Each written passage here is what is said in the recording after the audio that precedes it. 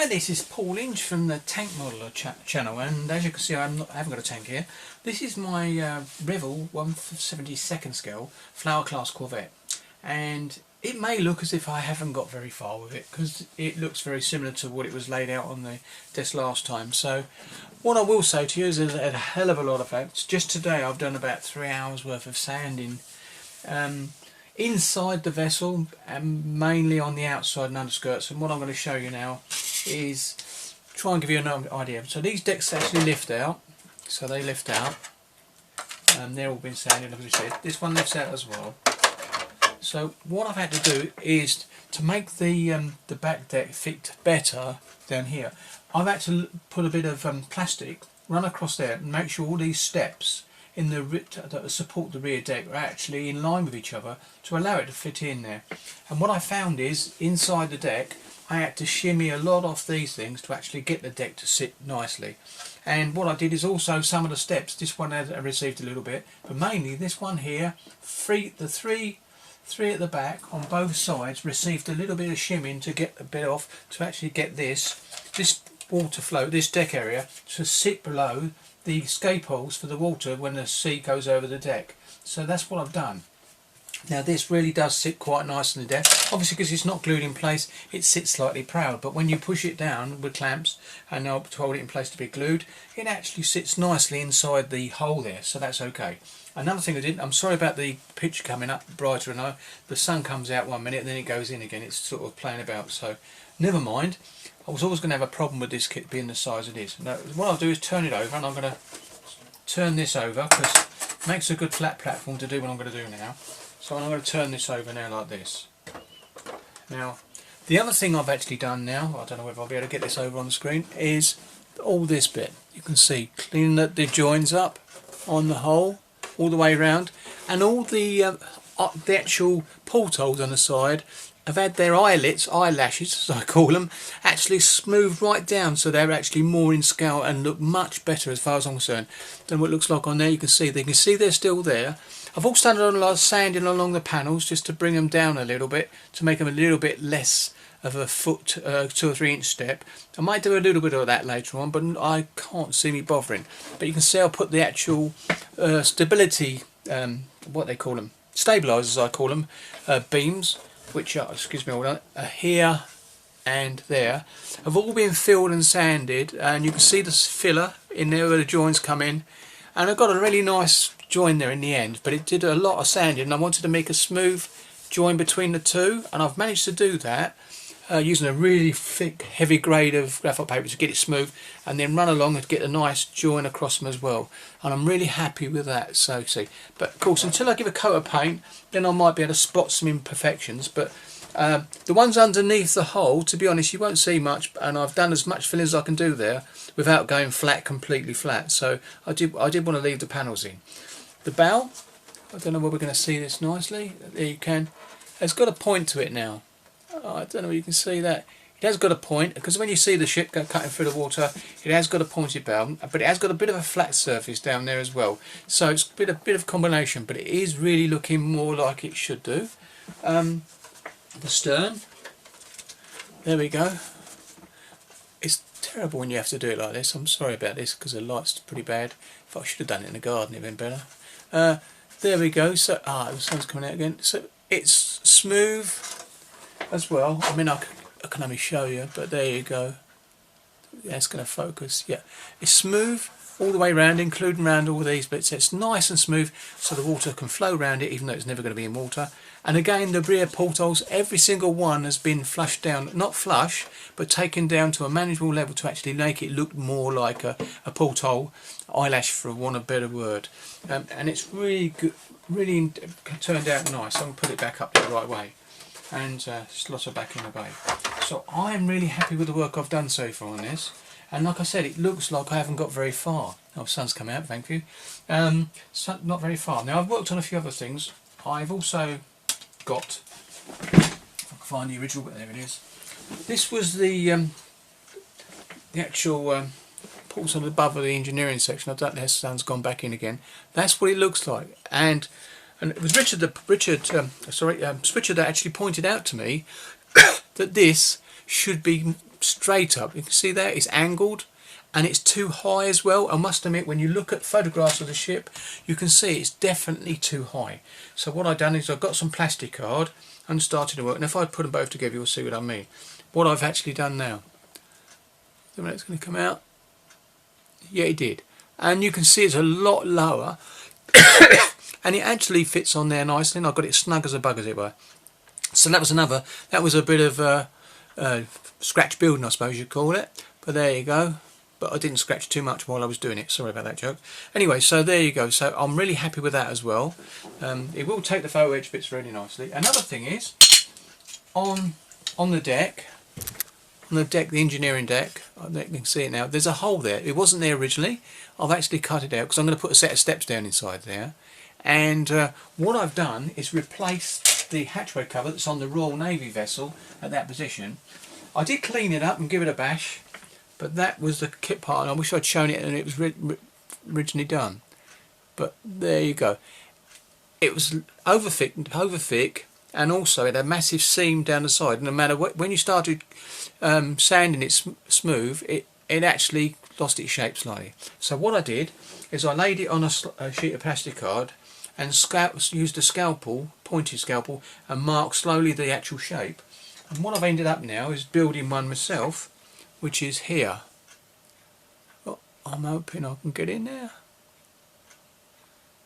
Anyway, so that's what I've done, but basically I've still got to put the doors in, because there is 2 doors. I found a photograph that actually shows the 2 doors that are on the front. Also the roof panel, I don't know if you can see this very good, I don't know, it's there. Oh, there you can. The roof panel on the original would slide down as well, so I've actually put a panel that actually would slide down, actually to allow the crew to run down the hatch in the summer. Obviously it will all close up to stop seawater getting down into the engineering section area. So that's it. So you can see what I mean. That's what I've done. Replaced the one there, cut an out hole in the hatchway, so now I will have a little hatchway there. So that will basically sit, if I put that, because I've got to put some bits and pieces in, like that. See, there you go, I don't know if you can see that. Anyway, so that's what I've done. So I've been quite busy, and I've got to build this section up next. This might be the next build, but I'm going to do a couple more checks on this anyway before I go away. But I found that all the parts slot in nicely now, and I did this. This is for switcher. So I did send some photographs, and this is terrible. The sun's gone in again, and I don't like it. So if I bring my light over, perhaps that can do something. Right, and no, it's not going to do anything for me. Put it over there. So what I did on this bit, switcher, is beveled it round. I think the photograph shows I sent you guys, beveled it so it fits the shape of the hole in the rear. And I found, and I had to come all the way down to about here, because you can see the shape until it starts to go straight. So I actually took the rounding less steeply further back, but it's still going to bind up against the deck. And I found that's what makes it fit perfect. And these little pegs I've actually adjusted as well. And now I'll slot that in there like that. When I get it in there, when I push that tight across here, because I can have a lovely, with the clamps in all in place, all the waterways that take the seawater that's come over the decks are now flush to going out through the side, which is what I wanted. And that's on both sides, but I had to do a lot of sanding and getting rid of it. Now I used, I've got to be honest, one of my very sharp woodworking chisel to chisel through and to get it down lower, and it done it very nicely. So I'm really pleased with that. So really, what else can I say? Oh yeah, I'll put these back in. This fits in nicely now. Just slot it in like this, come across, and it slots in. Now it's only popping out slightly because it's not nothing to push it in. If I bring this in and slot that into place like so, oops, sorry, if I bring this into place, that's no, and then push that up there, have that there, and push that in place with glue there, and I'm not holding it very hard at all. That will now stay there quite nicely. And obviously this bit's going to be pushed in. Now I've got to put a little feeder from this side to hold this in as well, like Richard has, Switcher has. He's actually put another support there, and I think it's because he's going to be moving his rear section to actually get to the batteries he's doing for his lighting part. But I'll be putting one of those in and all to actually support this piece as it goes in, because this butts up like that across here into that position. So that's going to butt up there. once I've got it all built. But you can see what I mean. I'm getting there slowly but surely. It's a long process. A ship is a different animal to the tank, and the size of this vehicle, the vehicle. Here we go again. The size of this ship, and its scale 1/72. It's rather large, as you can see. It's just under 3 foot long, and it takes a lot of work. And it's not because it's not a good kit. It is a good kit, but it's a hard working kit. You're not going to be able to build this straight out of the box, and if you did, you'd have some unsightly joins all over the place. So I'd say this kit is a good kit if you're willing to work at it, and that's all I can say. And believe you me, when I'm at work, I've talked about 3 hours worth of sanding and chipping away on the bottom and cleaning all the joins up and getting them filled, and then smoothing it down and getting rid of the portholes, the eyebrows, to bring them back down to what I call a more scowl look rather than a great big rounded eyelid on the side of the side of the boat. So, like I said, Richard, that's what you've got to look out for. Sorry, mate. You've got to look out for that, and I would definitely. Because the other thing is you've actually squared the hull off on your ship, so it might help you a little bit more. But if yours is fitting perfectly all right, then you haven't got to go there. I had to do some major bits and pieces inside here to get this deck to fit how I wanted it. I know when I use my pegs now, they're all lowered down. All of this will be held down nicely, and it'll look really nice once it's done. Right, what can I say? Well, that's another update, and I'm sorry it doesn't look much different, but there's so much work gone into this area now that I know I've put a lot of work in, but obviously you just see it on the screen and it just looks like it hasn't got any further. But mark you me, it really has got a lot further. So my next job now really will be to finally check bits and pieces, but now to fit the rudder and the screw bits, because I've got a resin one and a metal part. Now I've just found out, this is a little thing, I've just found out this metal pin isn't the same circumference as a hole, so I've got to make some scrape, and I've got some tubing. I might try some of my tubing to actually do. The propeller is actually looking exactly like it should. On all the drawings this actually reflects that, so that's really good. Right. Well, thank you very much for watching, and not just forget saying I haven't forgotten my end build with for Steve.